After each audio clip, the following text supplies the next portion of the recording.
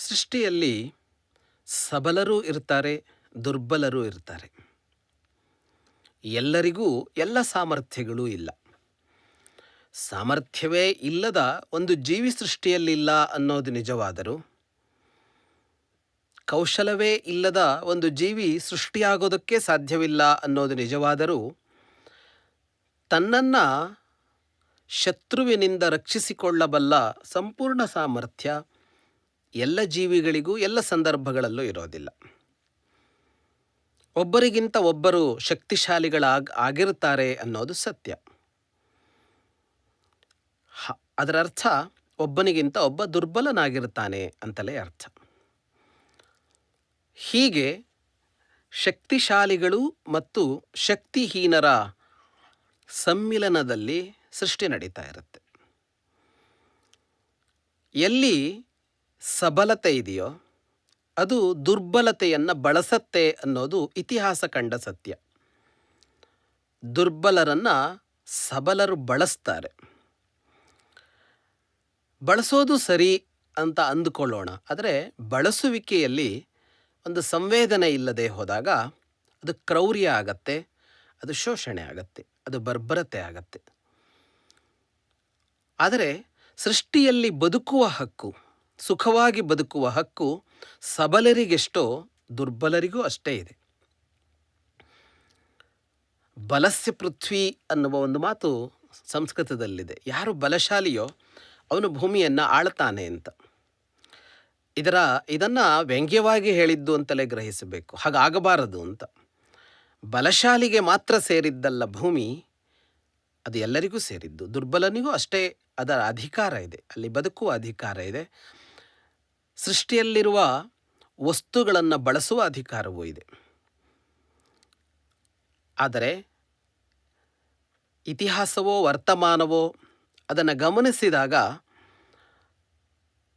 ಶಕ್ತಿ ದುರ್ಬಲತೆಯ ಮೇಲೆ ದಾಳಿ ಮಾಡೋದು ಮತ್ತು ತನಗೆ ಬೇಕಾದಂತೆ ಅದು ಸೃಷ್ಟಿಯನ್ನು ಬಳಸಿಕೊಳ್ಳೋದು ಅನ್ನೋದು ಕಾಣಿಸುತ್ತೆ.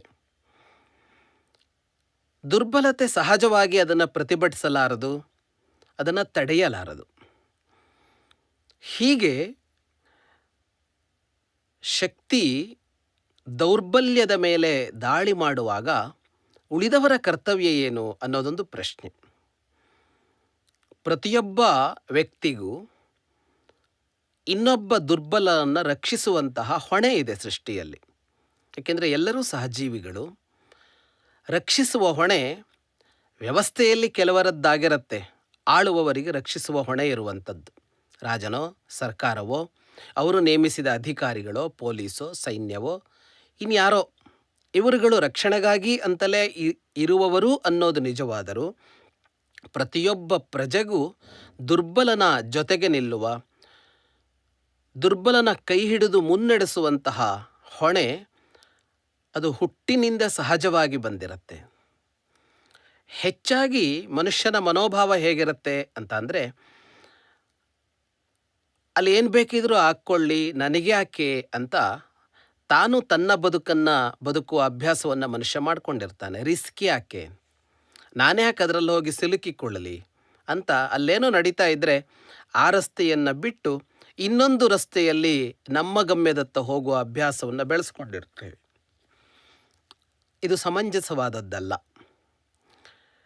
ನಮಗೆಷ್ಟು ಶಕ್ತಿ ಇದೆಯೋ, ನಮಗೆಷ್ಟು ಸಾಮರ್ಥ್ಯ ಇದೆಯೋ ಅದನ್ನು ಬಳಸಿ ದುರ್ಬಲರ ಜೊತೆಗೆ ನಾವು ನಿಲ್ಲಲೇಬೇಕು.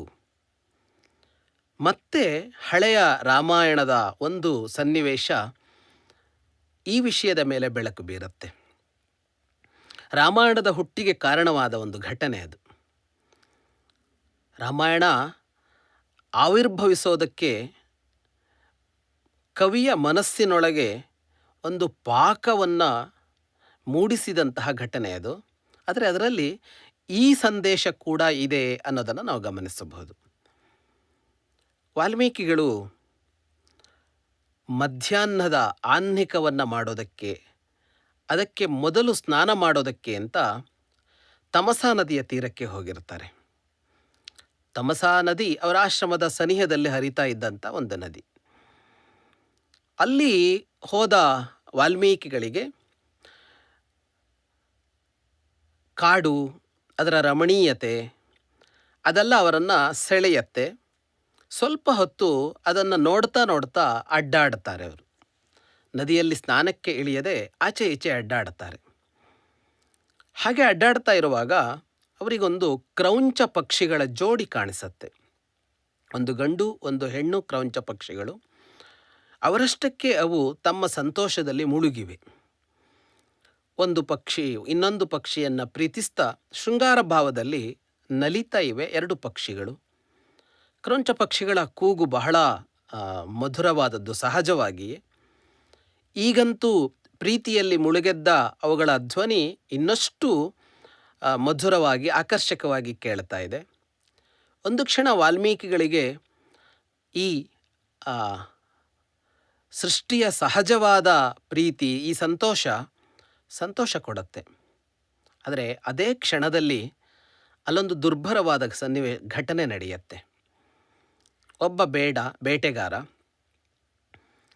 ಕಾಡಿನಲ್ಲಿ ಪ್ರಾಣಿ ಪಕ್ಷಿಗಳನ್ನು ಬೇಟೆಯಾಡಿ ಬದುಕುವವ, ಹೊಟ್ಟೆ ತುಂಬಿಸಿಕೊಳ್ಳುತ್ತಿದ್ದ, ಪ್ರಾಯಶಃ ಮಾರಿ ಬದುಕ್ತಾ ಇದ್ದಿರಬಹುದು. ಆ ಬೇಟೆಗಾರ ಒಂದು ಬಾಣವನ್ನು ಬಿಡುತ್ತಾನೆ. ಆ ಬಾಣ ಗಂಡು ಕ್ರೌಂಚ ಪಕ್ಷಿಗೆ ತಾಗತ್ತೆ. ಕ್ರೌಂಚ ಪಕ್ಷಿ ಅದೇ ಕ್ಷಣದಲ್ಲಿ ನೆಲಕ್ಕೆ ಬೀಳತ್ತೆ. ರಕ್ತಸಿಕ್ತವಾಗಿ ನೆಲದಲ್ಲಿ ಒದ್ದಾಡಿ ಪ್ರಾಣ ಬಿಡುತ್ತೆ.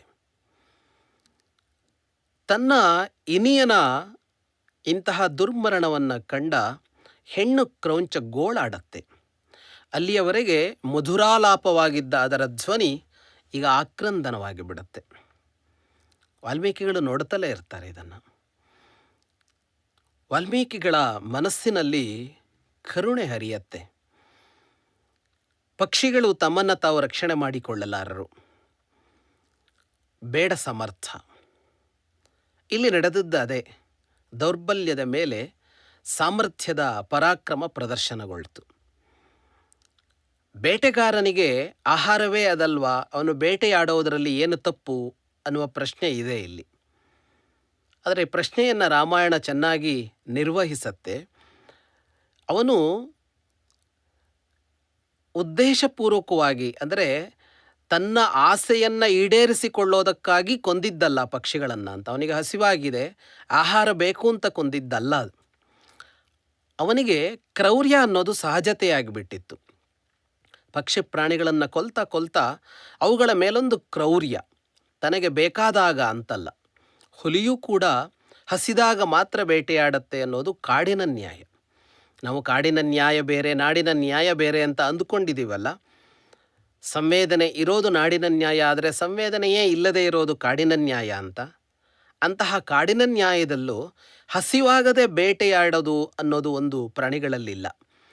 ಭಯವಾಗಬೇಕು, ಪ್ರಾಣ ಭಯವಾಗಬೇಕು, ಹಸಿವಾಗಬೇಕು, ಹೀಗೆ ಸಕಾರಣವಾಗಿ ಅವು ಬೇಟೆಯಾಡ್ತವೆ.